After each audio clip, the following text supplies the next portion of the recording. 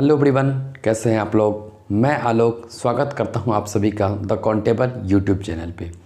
जी हाँ, बीते कुछ दिनों पहले ही एसएससी जेईई 2024 को लेके एक वीडियोस मैंने पब्लिक किया था। उस वीडियोस पे काफ़ी अच्छा रिस्पांस आप लोगों का रहा। उम्मीद करते वो वीडियो आप लोगों को काफ़ी पसंद आया होंगे। इस वीडियोज़ में हम लोग बातें करने वाले हैं बीते दिने एनसीएल का जो आंसर की आउट हुआ है, साथ ही साथ पावर ग्रिड के फाइनल रिज़ल्ट भी आ चुके हैं और अभी तक एसएससी जेईई 2024 के नोटिफिकेशन नहीं आ रहे हैं। तो हम इन्हीं टॉपिक पे आप लोग को इन्फॉर्म करना चाहेंगे। साथ ही साथ उन बच्चों को हम थोड़ा मोटिवेट करने की भी कोशिश करेंगे जिन बच्चों के मेरिट लिस्ट में नाम नहीं आ रहे हैं। साथ ही साथ एसएससी जेईई 2024 के नोटिफिकेशन क्यों डिले हो रहे हैं, क्या कारण हो सकता है, क्या आचार संहिता लगने के बाद यानी कोड ऑफ कंडक्ट लागू होने के बाद नई वैकेंसियां आ सकती है। हम लोग इन सभी टॉपिक पे बात करने वाले हैं इस वीडियो में। तो आइए बिना समय गंवाए हुए हम लोग स्टार्ट करते हैं इस वीडियोज़ को। तो आइए शुरुआत करते हैं इस वीडियोज़ का हम लोग एक मोटिवेशनल कोट के साथ। आप लोग ने सुना भी होगा कि राहें जहाँ तक जाएगी राहगीर वहाँ तक जाएगा, तुम दरिया से क्या पूछ रहे हो नीर कहाँ तक जाएगा, अरे खींच धनुष की डोर निशाना साधो अपनी मंजिल का, बाकी बाद में देखा जाएगा कि तीर कहाँ तक जाएगा। जी हाँ दोस्तों, ये कोट काफ़ी रिलेटेबल है हम लोगों के स्टूडेंट लाइफ से, क्योंकि बहुत सारे एग्ज़ाम्स हम फेल्योर का सामना करते हैं। बहुत सारे एग्ज़ाम में हमें निराशा मिलती है, तब कई ऐसे एग्ज़ाम मिलते हैं जहाँ हमें खुशी का एहसास होता है। बहुत बच्चे अभी उस फेज में चल रहे हैं जो एक नहीं दो नहीं कई सारे एग्ज़ाम्स दे चुके हैं और किसी ना किसी वजह से, कभी किस्मत की वजह से, कभी आउट ऑफ रेंज क्वेश्चंस आने की वजह से, कभी नेगेटिव मार्किंग, इन सभी वजह से मेरिट लिस्ट से दूर रह जा रहे हैं। और कुछ बच्चे ऐसे हैं जो थोड़ी किस्मत वाले भी कह सकते हैं कि वो बहुत कम ही इफ़र्ट्स में अच्छी रिज़ल्ट गेन कर ले रहे हैं। आज हमारा वीडियोज़ का पहला सेक्शन हमारे उन सभी बच्चों को डेडिकेट रहने वाला है जो कि किसी न किसी मेरिट लिस्ट से बार बार चूक रहे हैं। उन्हें अब क्या इम्प्रूवमेंट करनी चाहिए और कैसे अपने आप को मोटिवेट रखना चाहिए, इस पे बेस्ड होने वाला है। आप लोग इसका दूसरा सेक्शन ज़रूर देखिएगा। उस सेक्शन में हम लोग बातें करेंगे एसएससी जेईई के नोटिफिकेशन क्यों डिले हो रहे हैं। तो आइए, जैसा कि आप लोगों ने बीते दिन पीजीसीएल के जो मेरिट लिस्ट आउट हुए हैं आपने उनको देखा होगा। आप में से काफ़ी सारे बच्चे ऐसे होंगे जिनका उनमें सिलेक्शन भी हुआ होगा। डिफरेंट रीजन्स के जो सीटें थी उन पे रिज़ल्ट जारी कर दिया गया है। कटअप अभी नहीं बताया गया है। उम्मीद करते हैं कि काफ़ी सारे वेटिंग लिस्ट के कैंडिडेट को भी मौका मिलेगा, क्योंकि इसमें से काफ़ी सारे बच्चे एसएससी जेईई 2023 में भी ऑलरेडी सेलेक्टेड हैं। तो वो सही बच्चे सीट को वैकेंट करेंगे। तो बाकी जो बच्चे बच गए हैं मेरिट लिस्ट में आने से थोड़े नीचे रह गए हैं, उन्हें अच्छा अपॉर्चुनिटी मिल सकता है। बाकी एनसीएल के अगर मैं आंसर की बात करूं तो आप लोग को भी पता है, जो भी बच्चे उस एग्ज़ाम में अपियर हुए थे उनको नेगेटिव मार्किंग नहीं था उस एग्ज़ाम में। यानी इस चीज़ का किसी को फ़ायदे हो जाते हैं तो किसी को नुकसान हो जाते हैं। और ख़ासकर जहां नेगेटिव मार्किंग नहीं होते वहां थोड़ा किस्मत का रोल थोड़ा बढ़ जाता है। तो उनके आंसर की आने के बाद मैं भी ग्रुप पे देख रहा था बच्चों के एक्टिविटीज़ को, साथ ही साथ मैं आंसर की को भी देख रहा था। क्वेश्चंस बहुत मतलब एप्लीकेशन बेस्ड क्वेश्चंस थे, कह सकते थे। एनसीएल के एग्ज़ाम के क्वेश्चन एप्लीकेशन बेस्ड थे। बहुत बच्चों को वो बड़ा अजीब भी लगा, क्योंकि कोर पेपर से बहुत ज़्यादा क्वेश्चंस नहीं लिए गए थे। बहरहाल उनके बाद भी जिन बच्चों के नंबर 80 के आसपास हैं, अगर वो यूआर या ओबीसी से हैं, तो बच्चे उसमें कंफर्टेबल फील कर सकते हैं। बाकी तो अब रिज़ल्ट आने के बाद ही ज़्यादा इमेज क्लियर हो पाएंगी। देखिए दोस्तों, होता क्या है कि जब हम तैयारी कर रहे होते हैं और ख़ास करके जब हम जूनियर इंजीनियर्स एग्ज़ाम के लिए, जेईई एग्ज़ाम के लिए ख़ास करके इंजीनियरिंग फील्ड में तैयारी कर रहे होते हैं, तो यहाँ वैकेंसी की कमी नहीं है। अगर आप एक अच्छे स्टूडेंट हैं, सीरियसली है, तो आप लोग को पता होगा हमेशा कहीं ना कहीं किसी न किसी डिपार्टमेंट में, भले ही सीटों की संख्या सिंगल डिजिट में हो या डबल डिजिट में हो, रहती है। फॉर एग्जांपल अभी मैं बात करूं, अगर पिछले कुछ दिनों से पावर ग्रिड के चल रहे थे, वो कंप्लीट हुए, फिर अभी सेल के डिफरेंट जो भी प्लांट्स हैं उसमें वैकेंसियाँ आई हुई है। 50 के अप्रोक्स वहाँ वैकेंसियाँ हैं। साथ ही साथ यूपी एमआरसी जो बच्चे एलिजिबल होंगे, Uttar Pradesh metro rail corporation में वैकेंसियाँ आई हुई है। साथ ही साथ जो बच्चे सिविल से हैं उन्हें पता होगा कि यूपी गवर्नमेंट में सिविल के लिए 3000 के अप्रोक्स भर्तियाँ लाई गई हैं। ये कम नहीं है। मार्केट में हमेशा कुछ ना कुछ वैकेंसियाँ, बीते कुछ दिनों पहले BSPCL यानी Bihar state power holding company limited में भी बहुत कम वैकेंसियाँ लाई गई थी। और इस कम के साथ साथ सबसे बड़ी बात ये थी कि UR कैटेगरी यानी जनरल वालों के लिए तो वैकेंसियाँ ही नहीं थी। इस चीज़ को लेकर काफ़ी सारे बच्चे अभी पटना में प्रोटेस्ट भी कर रहे हैं। उम्मीद करते हैं सरकार इस पर जल्द से जल्द ध्यान दे और इसमें वैकेंसी इंक्रीज करे, क्योंकि ऑलरेडी ये बहुत दिनों बाद आई है। अभी यूपी में भी बच्चे प्रोटेस्ट कर रहे हैं कि JEE एग्ज़ाम के लिए सिर्फ डिप्लोमा वालों को एलिजिबल किया जाए। इन सभी चीज़ों जो वाजिब है वो तो खैर सरकार फैसला करेगी ही, इस पे जो भी आयोग है वो फैसला करेगी ही। मैं आप लोगों को ये एक संघर्ष का दौर में याद दिलाना चाहूँगा कि इन्हीं सब चीज़ों को लेके जब आप किसी PCS की तैयारी करते हैं तो वहाँ एक पेपर इथिक्स ऐड किया जाता है। उसका मकसद यही होता है इन सभी सिचुएशन में डिसीजन किस तरह से लेना। अब जो बच्चे डिप्लोमा वाले हैं वो अपनी हक की मांग कर रहे हैं और वाजिब होना भी चाहिए। बहरहाल आप ये देख रहे हैं आजकल पेपर लीक, साथ ही साथ कई तरह की समस्याएं स्टूडेंट्स को सामना करने पड़ रहे हैं। वो एक तो अपने मेहनत से पढ़े भी, फिर अपने मांगों को लेके सड़क पे उतरना भी पड़े और फिर जाके वो एग्ज़ाम में सिलेक्शन हो। इतने संघर्ष के बाद भी अगर रिज़ल्ट हो रहे हैं किसी को तो वो उनके लिए किसी एक मतलब बहुत अच्छी चीज़ें, या उसके साथ साथ उसके फैमिली के लिए भी एक बहुत प्राउड मोमेंट होता है। जैसा कि हमने भी फील किया है, आप में से बहुत बच्चे फील किए होंगे, या उम्मीद है आने वाले बहुत जल्द समय में आप इसे फील भी करेंगे। इसीलिए इस वीडियोस की शुरुआत में मैंने वो शायरी इसीलिए बोला था कि राहें जहाँ तक जाएंगी राहगीर वहाँ तक जाएगा। कहने का मीन्स कि आप कंटिन्यूटी अपना बनाए रखें। हो सकता है ये समय आपका ना था, हो सकता है आने वाले समय आपसे बेहतर का कुछ एक्सपेक्टेशन रखता है, अपनी तैयारी में कुछ बेहतर करें। एग्ज़ाम वाले ये एक्सपेक्टेशन रख रहे हैं।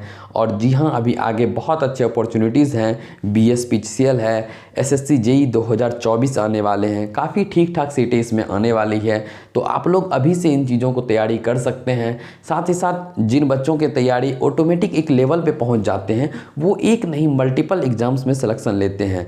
मुझे अभी याद है मेरे जितने फ्रेंड सर्कल में से थे जो बच्चे ऑलरेडी सिलेक्टेड थे, जो बच्चे हमारे साथ सेल में हमारे फ्लैट पार्टनर थे, रूम पार्टनर थे, वो बच्चे भी CPWD में भी है और उन बच्चों का रिजल्ट पावर ग्रिड में भी हो रहा है, यानी डिफरेंट एग्ज़ाम्स में भी हो रहा है।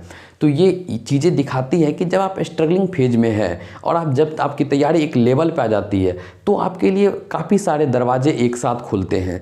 तो पेशेंस इन्हीं का नाम है। पेशेंस रखना होगा आप लोगों को। हम मानते हैं ये बातों को बोलना और रियलिटी में फील करना थोड़ा डिफ़िकल्ट टास्क है, बट करना तो पड़ेगा ही। ये भी इस सच्चाई से भी नकारा नहीं जा सकता है। इसीलिए जो भी बच्चे कंटिन्यूटी तैयारी कर रहे हैं, जिनके भी रिज़ल्ट नहीं बने हैं अभी तक किसी भी एग्ज़ाम में, वो अपने आप को मोटिवेट रखें, वो अपने आप को आगे की तैयारी करते रहें। देखिए, दो चीज़ें हैं। जब आप अपने आप को खुश देखना चाहते हैं तो आप अपने से नीचे स्तर के लोगों को देखते हैं, और जब आप अपने आप को दुखी देखना चाहते हैं तो आप अपनी तुलना अपने से बड़े लोगों से करते हैं। इस दुनिया में लेवल की कोई कमी नहीं है। डिपेंड करता है कि आप अपने को सेल्फ मोटिवेट कैसे रखते हैं। यही सेल्फ मोटिवेशन आपको अपनी सफलता तक ले जाएगा।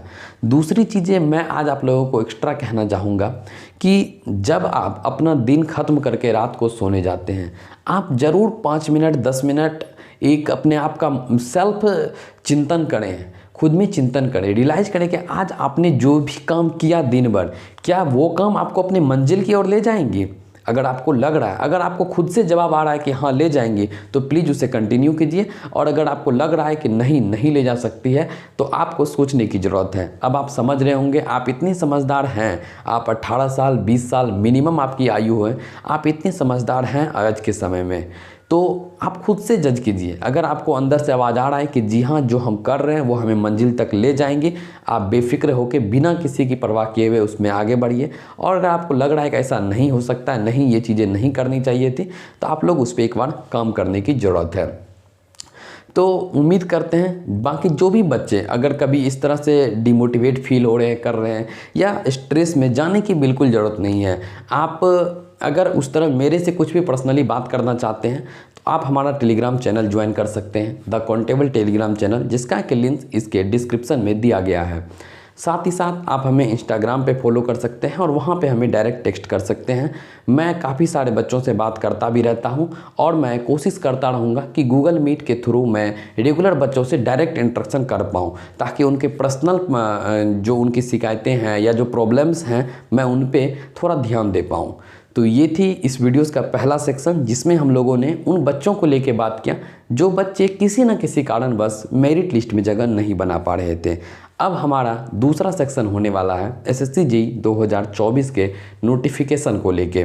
जी हाँ दोस्तों, अगर मैं नोटिफिकेशन की बात करूं तो पिछले मंथ 29 नवंबर से एसएससी जेईई 2024 के नोटिफिकेशन आने का डेट था। उस दिन से एप्लीकेशन स्टार्ट होने का टाइम भी था, बट पुराने कैलेंडर के अकॉर्डिंग अभी कुछ भी नहीं चल रहा है। क्यों नहीं चल रहा है आप लोग को पता होगा। एसएससी का पुराना वेबसाइट पहले ssc.nic.in हुआ करता था, अब बदल के ssc.gov.in कर दिया गया है।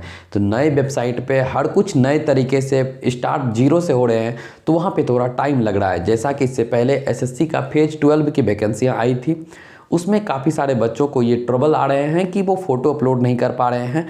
इन सब चीज़ों को लेके तो आयोग ने अपना एक एसएससी जो ssc.gov.in के नाम से अब चल रही है, उन्होंने एक अपना एप्लीकेशन भी इस चीज़ को लेके लॉन्च किया है कि उस एप्लीकेशंस के थ्रू भी आप एप्लीकेशन सबमिट कर सकते हैं। तो हमें जहाँ तक लग रहा है कि वो नए सिस्टम पे, नए वेबसाइट पे सारी चीज़ों को एस्टेब्लिश करने में थोड़ा उन्हें समय लग रहा है।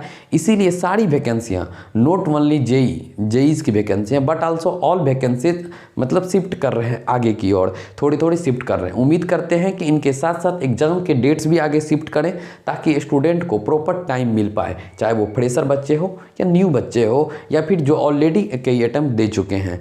तो सभी के लिए अच्छा रहने वाला। उम्मीद करते हैं कि ऐसा बहुत जगह सोर्स से सुनने को आ रहा है कि अगले 10 दिन के अंदर यानी 7 to 10 वर्किंग डेज़ के अंदर एसएससी जेईई 2024 के नोटिफिकेशन पब्लिक हो सकते हैं। काफ़ी सारे बच्चों के माइंड में ये भी चल रहा है क्या कोड ऑफ कंडक्ट लागू होने के बाद ये वैकेंसियाँ आ सकती है कि नहीं आ सकती है। जी हाँ, वैकेंसियाँ आ सकती है, क्योंकि ये आयोग की चीज़ें हैं। सरकार कोई नई घोषणाएँ नहीं कर सकती, बट वैकेंसियाँ कोई घोषणाएँ नहीं होती है। आई थिंक मेरे हिसाब से कोड ऑफ कंडक्ट से इसका लेना देना नहीं होना चाहिए। भले एग्ज़ाम कंडक्ट कराने को लेके ये आगे पीछे हो सकती हैं डेटें, और लेकिन ये वैकेंसियाँ बहुत जल्द आ जानी चाहिए। और मैं अंत में आप लोगों से फिर यह कहना चाहूँगा, बिना हिम्मत हारे, बिना अपने फेल्योर का पछतावा किए हुए आप ज़रूर अपने मंजिल की ओर बढ़ते रहेंगे, कदम से कदम मिलाकर चलते रहेंगे, क्योंकि आने वाले दिन अभी भी गोल्डन पीरियड बचा हुआ है। एसएससी हैं और सारे स्टेट के अपने अपने वैकेंसियां हैं, हर जगह अपॉर्चुनिटी भरी पड़ी है। ज़रूरत है तो आपको अपने अंदर झांकने की और उसके बाद अपनी तैयारी को आगे ले जाने की। तो जैसा कि इस वीडियोस के पहले सेक्शन, दूसरे सेक्शन में हमने नोटिफिकेशन को लेकर बात कर लिया, साथ ही साथ मैंने उनसे भी बच्चों से काफ़ी रिलेट करने की कोशिश की कि जो भी इस तैयारी के फेज में बहुत सारे दिक्कतों का सामना कर रहे हैं।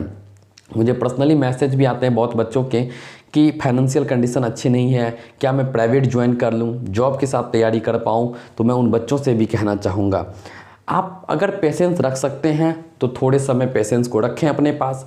अगर आपको लग रहा है कि अब नहीं चल पाएगा, तो इस तरह के सिचुएशन में आप अगर ज्वाइन करना चाहते हैं तो कर सकते हैं, लेकिन इस बात को हमेशा दिमाग में आपको बैठाना होगा कि हमारा मंजिल ये नहीं है, हमारा डेस्टिनेशन कुछ और है। और उस डेस्टिनेशन तक पहुंचने के लिए आपको जॉब के बाद भी, वर्किंग आवर के बाद भी आपको हमेशा अपने पेपर, अपने सिलेबस से जुड़े रहना होगा, ताकि आप उन बच्चों के साथ कंपटीशन फाइट करेंगे जो पूरा दिन पूरी रात सिर्फ उसी पेपर को पढ़ रहे हैं और उसी पेपर को आप जॉब करने के बाद पढ़ेंगे। तो आपको अपनी मेहनत का लेवल, अपने मेहनत का तरीका किस तरह से बढ़ाना है पता होगा। तो उम्मीद करते हैं आप लोगों को ये वीडियोस काफ़ी अच्छा लगा होगा, पसंद आया होगा। आप इसे ज़्यादा से ज़्यादा बच्चों तक शेयर करें, ताकि जो भी बच्चे इन सभी सिचुएशंस को हैंडल कर रहे हैं उन्हें थोड़ी अच्छे लगे, उन्हें थोड़े मोटिवेशन मिले। बाकी आप लोग नए वीडियोस, अगला वीडियोस किस टॉपिक पे चाहते हैं, ज़रूर इस वीडियोस के कमेंट सेक्शन में अपना कमेंट बताएं। मैं उस पर नया वीडियो जल्द ही आप लोगों के लिए लाऊँगा। साथ ही साथ अभी मैं फ़िलहाल वर्क से थोड़ा बहुत टाइम मिल रहा है, तो मैं आप लोगों के लिए कंटेंट बना रहा हूं, और ऐसे ही जब जब समय मिलेगा मैं आप लोग के लिए ज़रूर समय निकाल के आता रहूंगा। तो उम्मीद करते हैं आप लोग काफ़ी अच्छे होंगे, स्वस्थ होंगे, मोटिवेट रहना है और जम के तैयारी करती रहनी है। मिलते हैं हम लोग नए वीडियो में, तब तक के लिए धन्यवाद।